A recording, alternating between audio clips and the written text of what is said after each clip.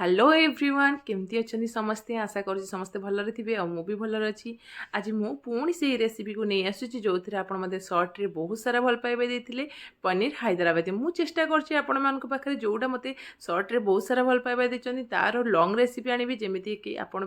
भी समस्ते जानीपर मुझे कौन सब बनाऊँगी एवं देखूँ मु जो सब सब नहीं जिनस पनीर हैदराबादी जमीती कि अनियन गार्लिक जिंजर धनिया पत्र टमाटो यही सबको आम ए भल भाव में काटी नेबा टिके बड़ साइज करके काटी नेबे कारण यहाँ तो आमको भाजिकी ग्राइंडिंग कर तो छोट छोट काटा किसी दरकार नहीं तो से अनियन को काटी नहीं टमाटो को भी टिके बड़ बड़ साइज करके काटी नौची।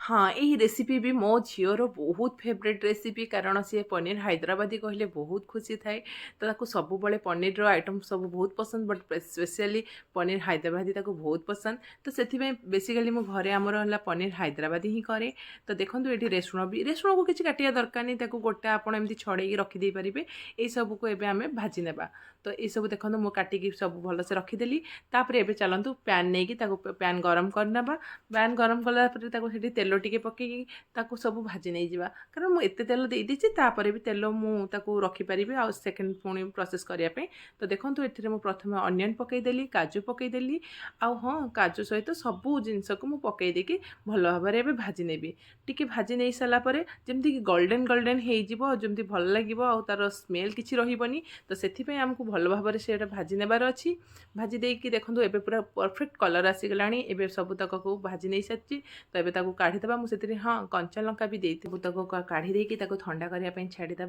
ठंडा ठंडा है आम ग्राइंड करदे ग्राइंड कर सारापर देखो एपटे मु पनीर को काटी नहीं पनीर मोर बहुत सफ्ट थी से मोर भांगी जाऊला पनीर तो आपंकर धर पनीर टी हार्ड थी आप काटी सारिकी भाजी सारापर लुण आ गरम पानी रे पकईदेवे तो सी सफ्ट हो मोर एमती तो बहुत सफ्ट थी तो मत सेमती करा पड़े ओनली मु भाजी देती देखो मुझे जो सैज्र काटी आप सैज्रे काटी नहीं जी काटी दे सारापर मु जो पैन रे भाजी थी सबुतक प्रिपरेसन करी मसला को से आउ थे पनीर को भी पकई एबे आमे पनीर गुड़िक सब तेल रे पकईदेबा तेल रे पकई देकी पनीर गुड़िक आमे भलसे टिके फ्राए करिबा मु पनीर फ्राए करने पूर्वर टिके पनीर उपरे हलदी गुंड आ लंका गुंड पकई देथली जेमिति तार पनीर कलर बहुत बढ़िया आसी जाइथिबो तो सेथिपे देखंतु आपन ना पनीर को बेसी हार्ड करिवेनी कि बेसी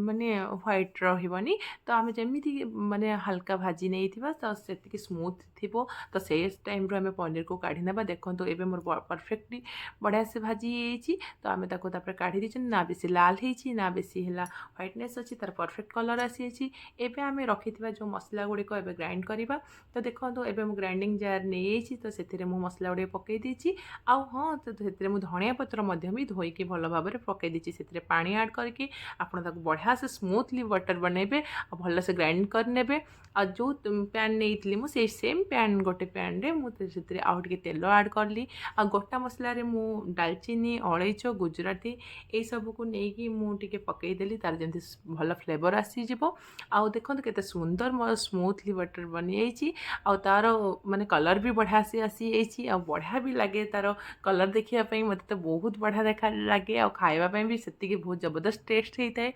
तो ताको आमे सब तेल रे पकई देइथिलु पकई दे सारा परे सेतिरे जहाँ भी आपन थिबे ताको टिके पानी गोळे कि सेतिरे आपन ढाली नै जिवे आपन मसला को सब गोळे दियंतु गोळे सारा परे जेमती आपन माने परफेक्ट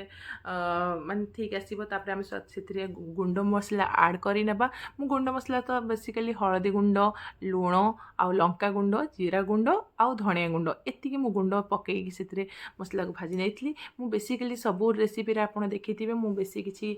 मसला यूज करेनी बेसी मसला मत भी पसंद नुह तो जी दरकार आमको गोटे रेसिपी मुझे मसला यूज करे आ मत से बहुत बढ़िया फ्लेवर आसी था समस्ते भी कहते घरे कि बढ़िया टेस्ट बनई बोली तो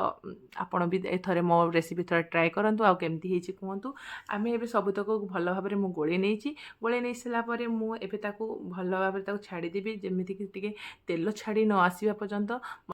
ଏବେ ଦେଖନ୍ତୁ ପରଫେକ୍ଟଲି ଆମର ମସଲା ରେଡ଼ି ହେଇଗଲା, ବଢ଼ିଆ ସେ ତେଲ ଛାଡ଼ି ଯାଇଛି ମସଲାରୁ। ତ ତାପରେ ଏଥିରେ ଆମେ ହେଲା ଟିକେ ପାଣି ଦେବା। ମୁଁ ଟିକେ ନଖ ଉଷୁମ ପାଣି ନେଇଯାଇଛି, ଯେଉଁଥିରେ କି ଆମର ସ୍ମୁଥଲି ବଢ଼ିଆ ସେ ମାନେ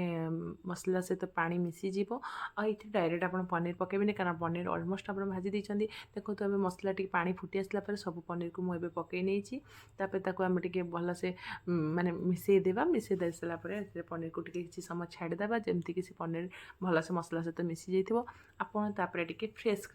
କ୍ରିମ୍ ଆପଣ ଟିକେ ଆଡ଼୍ କରିପାରିବେ। ଆଇଦର ଆପଣ ଧର ଫ୍ରେଶ୍ କ୍ରିମ୍ ଆପଣଙ୍କ ପାଖେ ନଥିବ, ତାହେଲେ ଆପଣ ଟିକେ କସ୍ତୁରୀ ମେଥିକୁ ଆପଣ ହାତରେ